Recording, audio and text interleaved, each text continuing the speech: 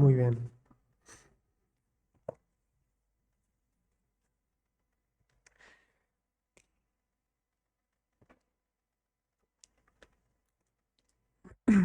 Muy bien, pues os agradezco la invitación para volver a estar con vosotros.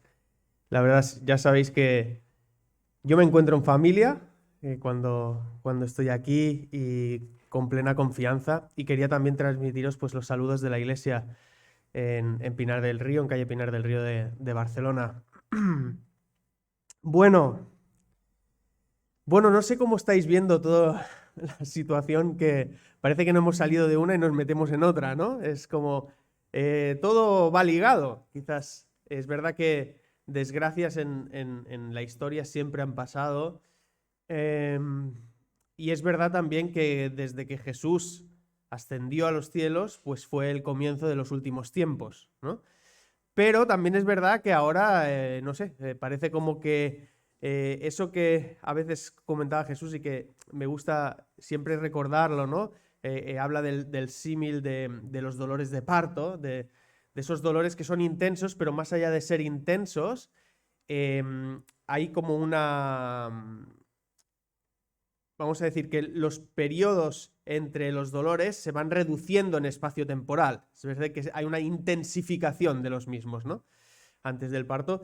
Y esta es un poco la ilustración que tanto vemos en el Nuevo Testamento en referente a los últimos días. Entonces, no sé si habéis tenido la oportunidad de ir a comprar al supermercado, pero vamos, aquellos que regularmente vamos y hacemos la compra, es increíble ver los precios, cómo han subido, es impresionante. Y no hablamos bueno, que hace 4 días, 5 días, la tasa de inflación era en torno al 7%, ahora estamos ya casi al 10, el 9,8%, y la cosa va subiendo, estamos en una inflación de hace 40 años, no habíamos visto nada parecido, y la cosa pues se va complicando a nivel económico, a nivel social, tenemos aquí a 2.400 kilómetros una guerra, ¿eh? y, y que no sabemos las dimensiones que puede tomar ni lo que puede pasar, ¿no? No lo sabemos, no lo sabemos. Lo único que sabemos es que la palabra de Dios es cierta, que hay un Dios que controla todas las cosas y eso es lo que nos debe dar confianza, porque si algo ha sucedido en este último tiempo es la evidencia de que otra vez no podemos confiar en los seres humanos. No se puede confiar en los políticos, no se puede confiar en los líderes, no se puede confiar en nadie. Es decir, no podemos depositar nuestra tranquilidad en las personas, porque va a fallar y no se van a poner de acuerdo y va a morir gente y va a padecer y va a haber angustia. Entonces estos días estuve leyendo el Salmo 78. Si lo queréis, si queréis abrir las Biblias, Salmo 78 es un salmo largo. No es el 119, pero es bastante largo. Estamos hablando de un salmo que tiene 72 versículos, muy largo, y no lo vamos a leer entero aquí, pero sí que tenéis deberes para hacerlo en vuestras casas. Y el Salmo 78 es un salmo que escribió Asaf. Veréis que en los salmos no todos son de David, ¿no? Hay de diferentes personas y hay algunos que los desconocemos, no sabemos quién lo escribió, pero hay otros que los escribió Asaf. Y Asaf era alguien que aparte de ser escritor, era músico y que estaba cerca de David, cerca del núcleo cercano del rey David. Y aunque tenemos poca información de quién era Asaf, sí que es verdad que en libros como en Primera de Crónicas 25, también en el 16, aparecen algunas referencias, ¿no? Era alguien que nos dice Crónicas que profetizaba junto con otros mientras tocaban la lira y el arpa. Es decir, que Dios de alguna manera hablaba a través de ellos cuando cantaban, cuando entonaban cánticos y cuando escribían. Y lo que vamos a leer ahora, pues justamente es una referencia a eso. ¿Qué hace Asaf? Asaf, y como sucede en muchos de los salmos, lo que hace es un resumen de lo que el pueblo de Dios, el pueblo de Israel, desde que salió de la tierra de Egipto, fue andando por el desierto en una trayectoria hacia la tierra prometida, que sabemos que allí se encontraron a los 3 meses, pero después de haber desobedecido a Dios, pues estuvieron dando vueltas 40 años, ¿no?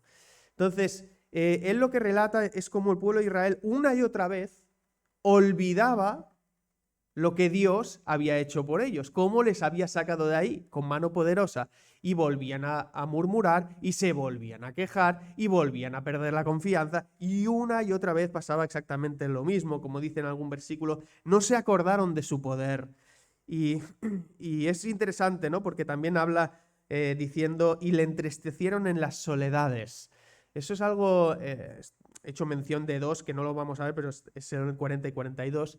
Es muy interesante, ¿no? Ver cómo que este versículo le entristecieron en las soledades. Probablemente nuestras vidas pueden ser unas vidas más o menos normales, pero Dios ve el corazón de las personas, ve mi corazón, y yo sé que a Dios le he entristecido mucho más en mis soledades y en mi intimidad y en lo que mi corazón ha deseado, ha pensado, etcétera, que no en lo que otros puedan ver en mi exterior, ¿no? Entonces, ahí vemos también una relación con Dios que parte de lo espiritual y parte de lo que cada uno tenía en su corazón, ¿no? Y eso les llevaba, pues, a quejarse y a no querer seguir lo que Dios les había mandado. Entonces, estuve reflexionando sobre dos versículos que son del 9 al 11. Vamos a leerlos. Y dice lo siguiente: los hijos de Efraín eran arqueros, bien equipados, pero volvieron las espaldas el día de la batalla, no guardaron el pacto de Dios y rehusaron andar en su ley, olvidando sus obras y los milagros que les había mostrado. Bueno, Efraín era una tribu de Israel, y aquí lo que está haciendo referencia es a un colectivo determinado de esa tribu de Efraín, ¿no? No sabemos el hecho histórico al que está haciendo referencia. Hay algunas versiones de los historiadores que lo enmarcan, pero no está muy claro. Pero lo que sí está claro y que nos enseña el texto es que este colectivo era un colectivo muy bien equipado para la batalla. Dios los equipó, es decir, Dios les dio destreza, les dio mucha habilidad, específicamente en el uso de una herramienta de batalla. Ahora que hablamos de aspectos bélicos, pues en este caso era el uso del arco y de la flecha.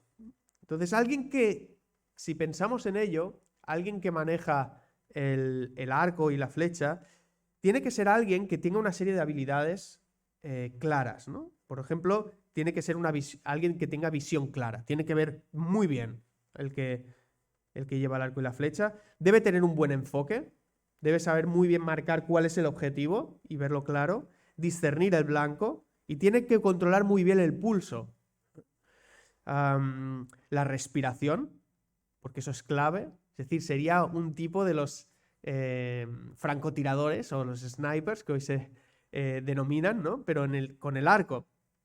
Entonces, uno tiene que controlar bien el pulso, la respiración, para que no se desvíe del blanco cuando dispare la flecha. También es capaz de reconocer, por ejemplo, aspectos del entorno, es decir, de dónde viene el viento, si es más húmedo, si es más seco, porque en función de estos aspectos, la flecha puede que vaya para un lado. Entonces tiene que corregir realmente hacia dónde va a disparar.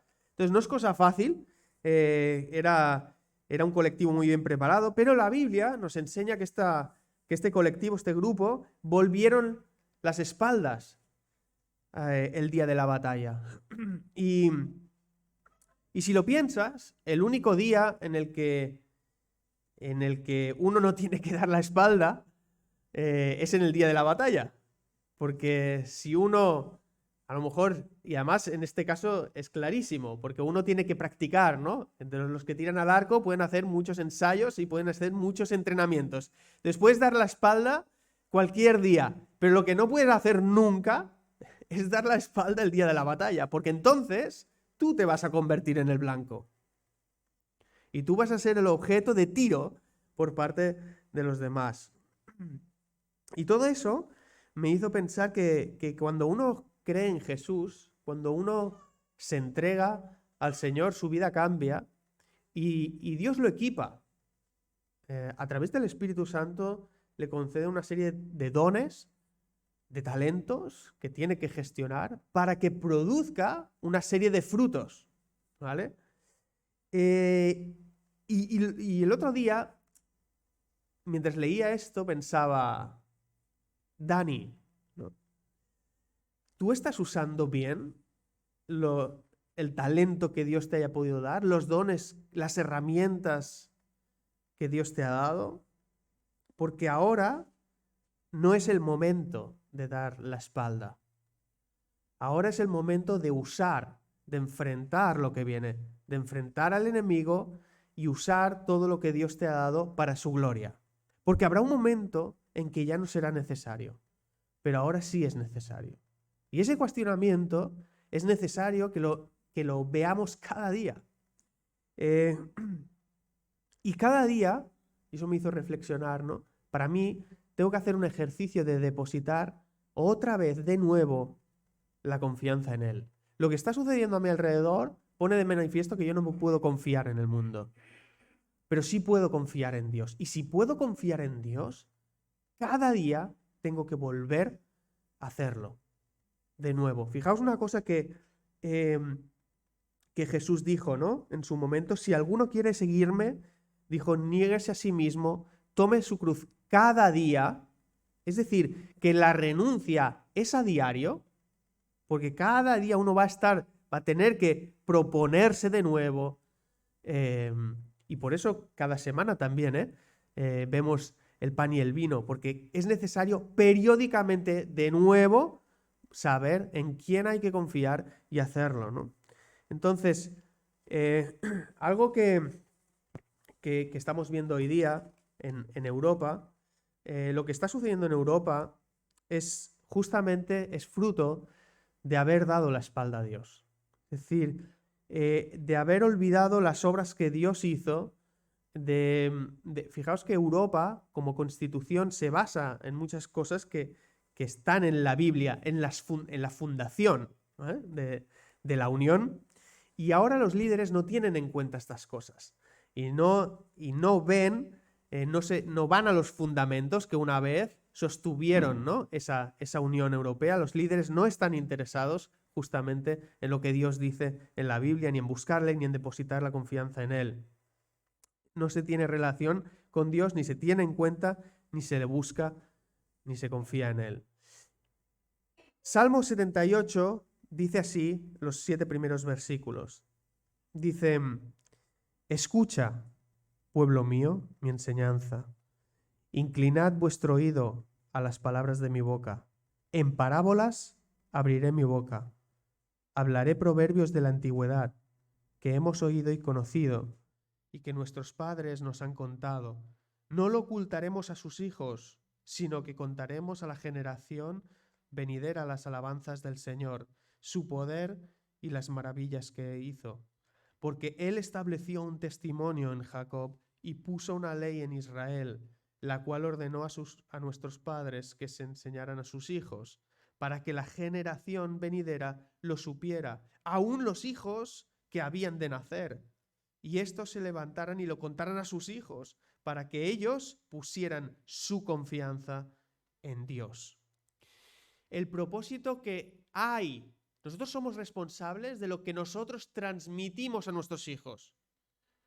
Yo no soy responsable de que mis 2 hijas actualmente crean en Dios, pero sí soy responsable de transmitirles quién es Dios, de enseñarles la palabra de Dios. Eso nos tiene que dar paz como padres, porque es verdad que los padres siempre nos vemos responsables de los caminos que toman nuestros hijos, pero no es así, porque justamente Dios lo muestra en su palabra. No somos responsables, pero sí somos responsables de indicarles y de darles a conocer el camino de Dios. Dios no ha previsto en este caso ir abriendo el Mar Rojo cada año para que recordemos sus milagros.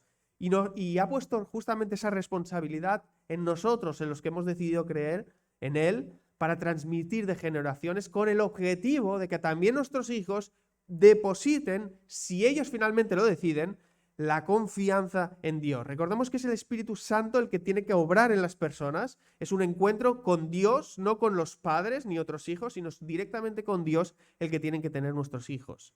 y que Dios cambie su corazón. Y por eso tenemos que seguir orando, para que sea posible, pero no olvidando que no es una fórmula matemática, porque si fuera una fórmula matemática, entonces dependería de nosotros y Jesús no hubiera venido jamás, porque hubiera dependido de nosotros.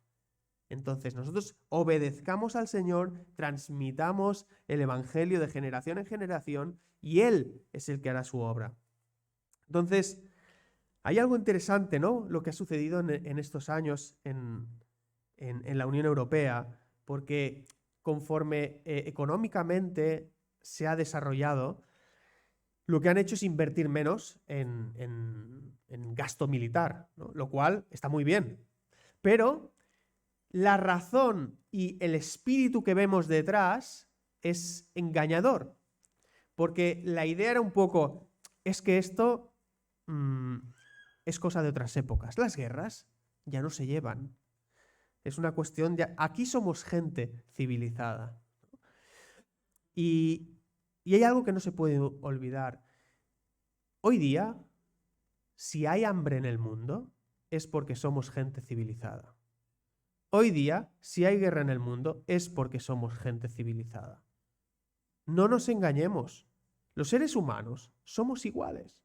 Los seres humanos volvemos a caer una y otra vez y otra vez y otra vez en lo mismo. ¿Por qué? Porque todos no compartimos una misma posición en el gobierno, por ejemplo, de una nación, pero sí compartimos unos mismos sentimientos, sí compartimos una misma codicia, un mismo rencor, una misma culpa, un mismo odio, un mismo rechazo, porque todas estas cosas surgen de nuestro corazón. Entonces, estos aspectos no van a cambiar con un cambio de modelo industrial, no van a cambiar con un modelo nuevo de educación, no van a cambiar con un nuevo modelo educativo, ¿no? Que hoy se habla mucho que la educación es clave. Sí, la educación, por supuesto, es muy importante, pero no es determinante para que cambie tu corazón. Es imposible, porque lo que el ser humano necesita es cambiar desde dentro, no que te cambien las cosas de fuera. No vamos a cambiar como sociedad si nuestro corazón no es cambiado. Y eso es lo que Jesús vino comunicando en su paso por la tierra. Hay dos cosas problemáticas, hay dos cosas que yo hoy quería que pusiéramos el foco, que hacen que nos desviemos justamente de la confianza, de eso que decía, de poner la confianza en Dios. Hay dos cosas. Una es el corazón y la segunda cosa son los ojos. Una cosa tiene que ver con lo que evoca hacia afuera y la otra tiene que ver con lo que introduce de fuera hacia adentro. En una ocasión, Jesús estaba en medio de un conflicto, que no era armado en ese momento, y en ese caso era un conflicto verbal, ¿no? Con las personas que rodeaban, los líderes de opinión, en este caso del pueblo judío. Y él dijo lo siguiente, eso lo pueden encontrar en Mateo 15, dice, entonces se acercaron a Jesús algunos escribas y fariseos de Jerusalén, diciendo, oye, ¿por qué tus discípulos rompen la tradición de los ancianos? Porque no se lavan las manos cuando comen pan. Y llamando junto a sí a la multitud, Jesús les dijo, oíd y entended, no es lo que entra en la boca lo que contamina al hombre, sino lo que sale de la boca, eso es lo que contamina al hombre. Y respondiendo Pedro le dijo, explícanos la parábola. ¿Habéis visto lo que acabamos de leer, ¿no? En el Salmo 78 dice, en el versículo 2, en parábolas abriré mi boca. Lo está diciendo en el momento de los Salmos, y aquí vemos a un Jesús siglos después, justamente hablando en parábolas. Y dice Jesús, dijo Pedro, explícanos la parábola. Y él dijo, ¿también vosotros estáis faltos de entendimiento? ¿No entendéis que todo lo que entra en la boca va al estómago y luego se elimina? Pero lo que sale de la boca proviene del corazón, y eso es lo que contamina al hombre, porque del corazón provienen malos pensamientos, homicidios, adulterios, fornicaciones, robos, falsos testimonios, mentiras y calumnias. Estas cosas son las que contaminan al hombre. Es decir, lo que ha llevado de alguna manera al conflicto actual que estamos viendo, justamente procede de cosas como la codicia, la rabia, la frustración, el odio, el orgullo, la soberbia, etc. Y estas cosas no solo son cuestión de Vladimir Putin, es de todo el mundo. Pero claro, no todos nos encontramos en su posición para tomar decisiones equivocadas, ¿no? Pero es así. Sale del mismo lugar, ¿no? Las alberga en nuestro corazón. Por tanto, nuestro corazón, dentro, encontramos esas cosas que nos contaminan y nos hacen estar desaprobados delante de Dios. Pero luego, como decía, hay otro aspecto, que no solo el corazón, que nos hace desviar de poner la confianza en Dios, y ese otro aspecto es los ojos. Dice Jesús en Mateo 6, la lámpara del cuerpo es el ojo. Por eso, si tu ojo está sano, todo tu cuerpo está lleno de luz. Pero si tu ojo está malo, todo tu cuerpo estará lleno de oscuridad. Así que, si la luz que hay en ti es oscuridad, ¿cuán grande será tu oscuridad? Sabemos que, si os fijáis, el ojo se abre, ¿no? Se abre hacia afuera. A mí siempre me recuerda a esos, cuando era pequeño, que intercambiábamos los cromos y hacíamos colecciones de coches. Siempre los que más se llevaban, los más chulos, ¿no? Eran esos coches que hoy ya quedan para... Pero bueno, eran algunos Ferraris que se levantaban los focos delanteros, ¿no? Eso era muy guau. Entonces se levantan hacia afuera. ¿Y qué hace? El foco es que saca luz hacia afuera. Pero el ojo es distinto, se abre igual. Pero ¿qué hace el ojo? Y esa es la función, es captar luz. Entonces el ojo capta la luz y trae para adentro, para que luego tú interpretes los colores, puedas ver y puedes distinguir qué es cada cosa. Por lo tanto, los ojos son la lámpara de lo que entra en ti, en tu mente y en tu corazón. Es increíble, me acordaba porque estos días, aunque nosotros al final no tienes tiempo, no vemos mucha tele y tal, pero sí que a veces con Eliana, pues a lo mejor cenando o algo, nos ponemos a ver algo, o una película o algo. Es increíble estas plataformas, ¿no? de Netflix, HBO, etcétera, todas estas. A veces ves series o ves algunas películas que como argumento están súper interesantes, ¿no? De intriga y tal, pero es que las tenemos que quitar. Porque es que no se pueden ver. Es decir, hay una serie de cosas tanto ideológicas como de sexo, como de incluso cosas que a veces no son explícitas, ¿no?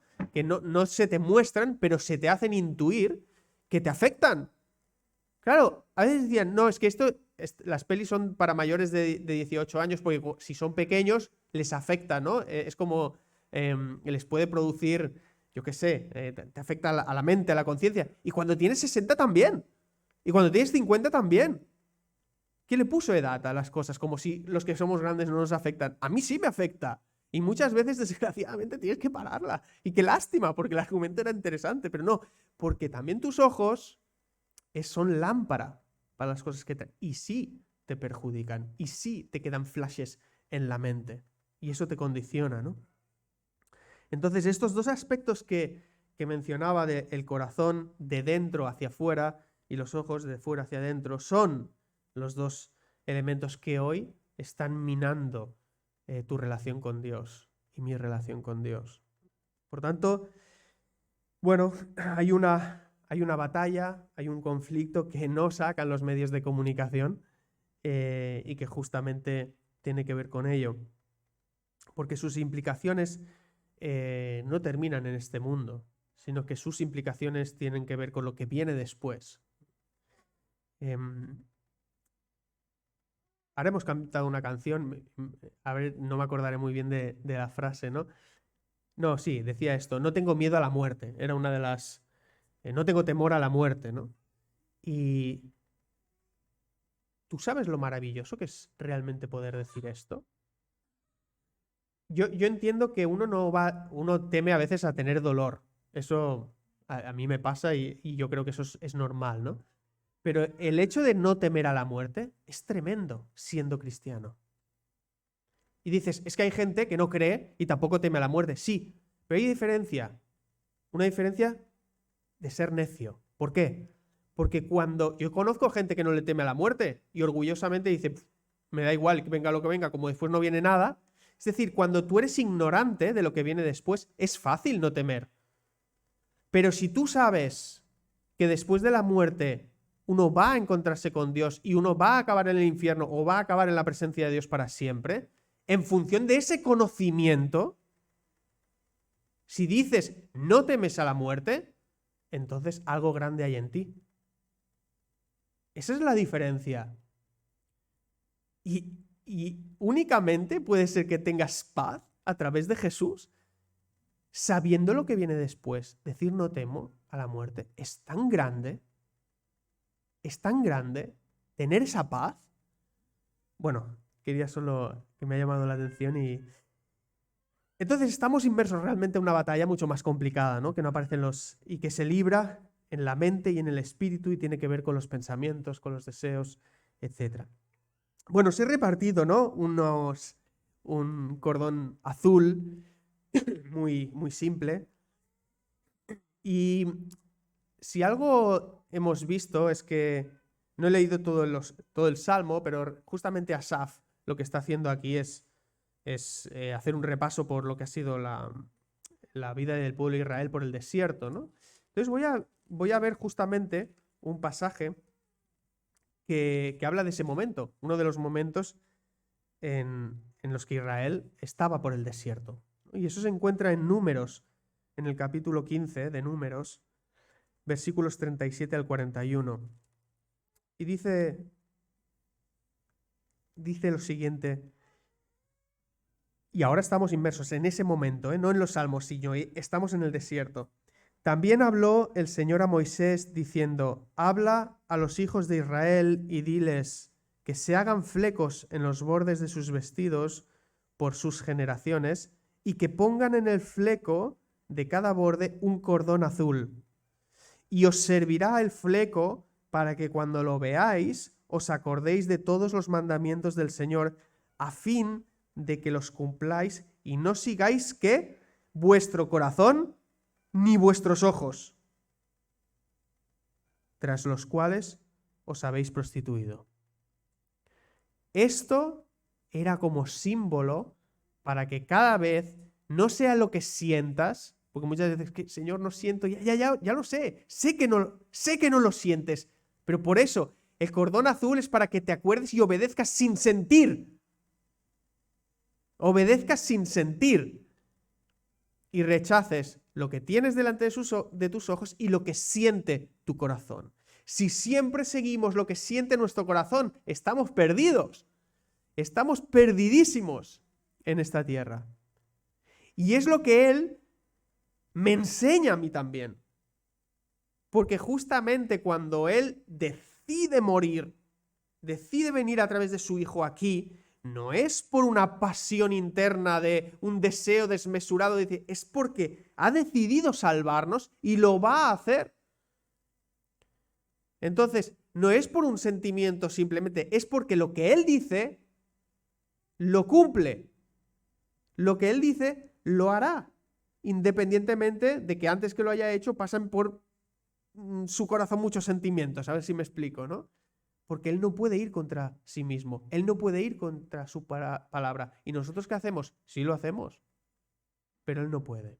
Entonces, si Él no puede, lo que yo me motiva a hacer es ser como Él también. Y hacer las cosas que a Él le agrada. A pesar de que realmente muchas veces mi corazón no es lo que siente. Este cordón azul es para que os acordéis de la batalla. Y esto que tenemos aquí es para que nos acordamos de la guerra. El cordón azul para las batallas que tengáis en el día a día. Pero tranquilos, porque la guerra está ganada.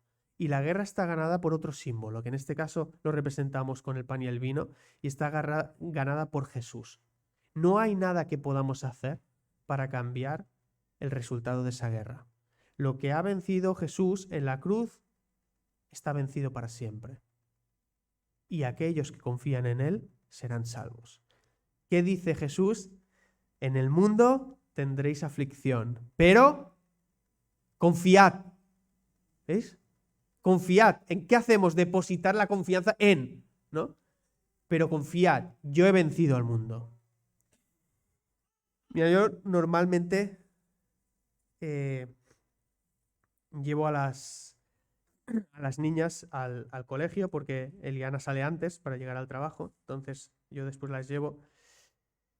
Y, y el otro día, y, y bueno, primero dejo a la mayor que entra por una puerta y luego a la pequeña, ¿no?